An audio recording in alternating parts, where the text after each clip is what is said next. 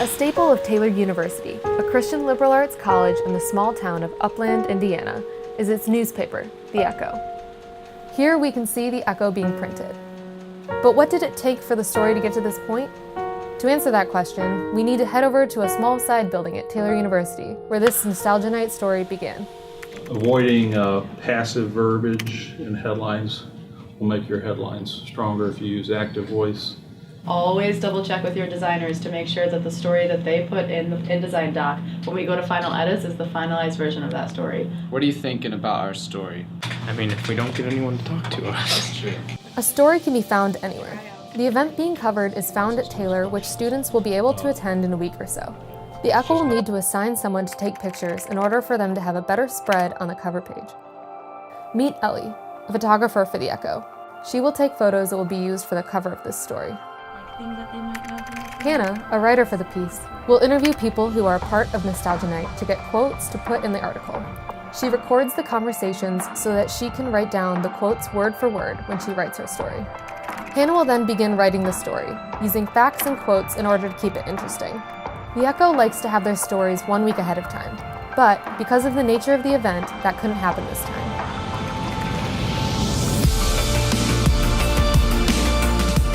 Production night can be the most fun part of being on the Echo's staff. Production night is on Thursday of every week that there's a paper, which is almost every week of the school year. They gather all night to design, edit, and send the paper off to the printers. You can feel the power of collaboration in the room as the editors work hand in hand with the designers to make sure that their story is being portrayed the way they want it to. Designing the Echo can be a very time-consuming process and requires practice in order to make it fly by. Jackie, one of the Echo's designers, is in charge of designing the front page for this piece. While the piece is being designed, the editors of the Echo will fact-check and make sure everything is in AP style in order to follow the best journalistic practices. Once the cover is designed and the piece is edited, it gets sent to Eric, the Echo's editor-in-chief. He has the final say on design and editing decisions and gives final approval for the newspaper. Oftentimes, this process can have multiple edits and changes, causing the writers to have to go back to their computer to make edits.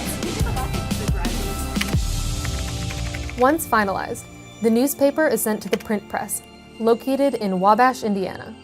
From here, they are going to print the newspapers, but it's not as easy as just clicking a button. So basically, your school sends their files into an FTP server. When we do the color pages, it's just a little bit different. But the difference with this, when we go to print it, we have to go in here and make sure that it's set to separate the colors. When we come in here and do this, it's going to separate the black, the magenta, the cyan, and the yellow, all into individual negatives. That's all I have to do from this computer.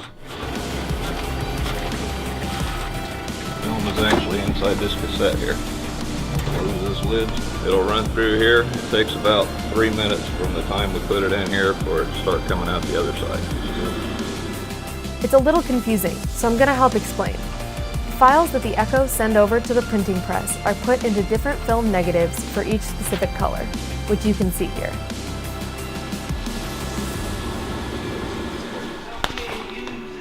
So basically, we got a page number for each one of these. So we got like an odd and like an even. So this would be page 3. We got this little jig thing here. And we put them on this thing with an aluminum plate that has a special coating on it. And that will basically fry that coating to where we want it. The film gets burned onto the aluminum printing plate. Put it through the machine next to it. Washes off everything we don't want. Leave the stuff that we want. Not too many places do this part anymore. This is old school. Now that the printing plates are ready, they head over to the press for production. Basically, in order for it to hang on the press without it coming off, we have to put bends in the plate.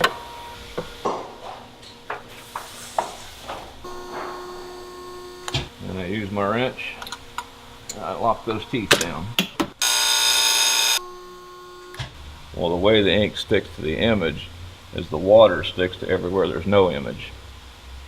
But it won't stick, the water won't stick to the image. This is what actually regulates how much ink is going on the plate in each particular spot.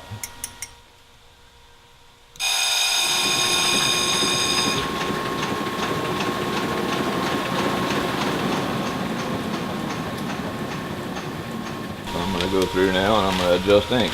If you look at this, you can see that the red's sticking out away from the black. And the way that I adjust that is with this handle right here. And I kind of have an idea how much to do it. I can't really give you an explanation as to how. It's just that I've been doing this for 35 years, so I know what I'm doing.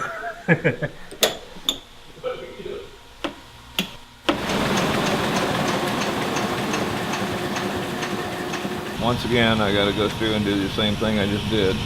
All the black's pretty dark on here. If we don't turn it down some, you're going to have nothing but a smeary mess. It's actually pretty close.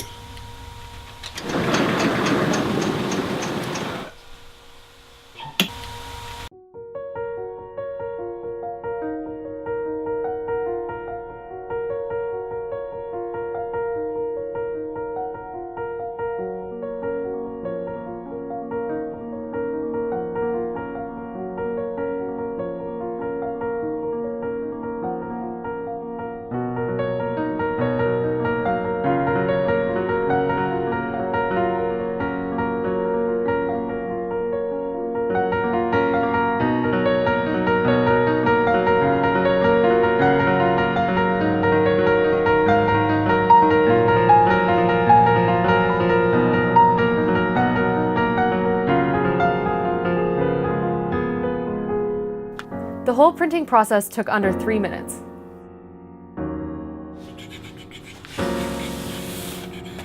The printer delivers the newspapers to Taylor.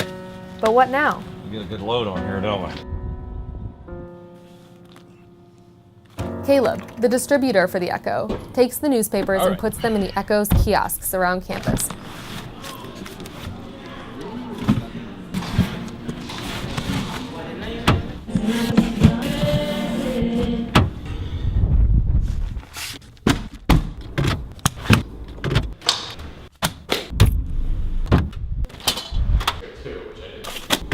He also delivers them off campus. Now to off campus.